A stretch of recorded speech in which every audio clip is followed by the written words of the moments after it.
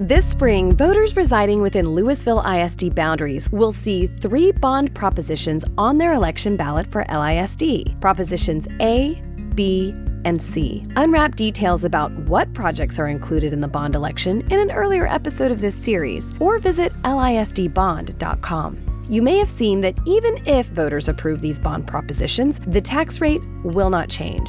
But how is that possible? Let's simplify this with a comparison. Imagine you're a homeowner and several systems or components in your house, like your roof, air conditioning unit, and garage door, are reaching the end of their useful life. You've made repairs over the years, even decades, and now it's not cost efficient or possible to continue to make repairs to these components, but rather time for a replacement. You take out a loan to cover these replacements, paying it down gradually. Later, when more components like your fence, refrigerator, and oven need to be replaced, you can take on new debt without increasing your credit limit because you've paid down the previous loan. This cycle continues as replacements become necessary. Now, scale this concept up to the size of Lewisville ISD, which spans 127 square miles and more than 9 million square feet of facility space. When major repairs or replacements are needed in our facilities after years of routine maintenance, the district seeks approval from voters for bonds to fund these projects. Similar to taking out a loan, the amount of overall debt increases, but thanks to LISD's conservative financial and debt management policies, existing debt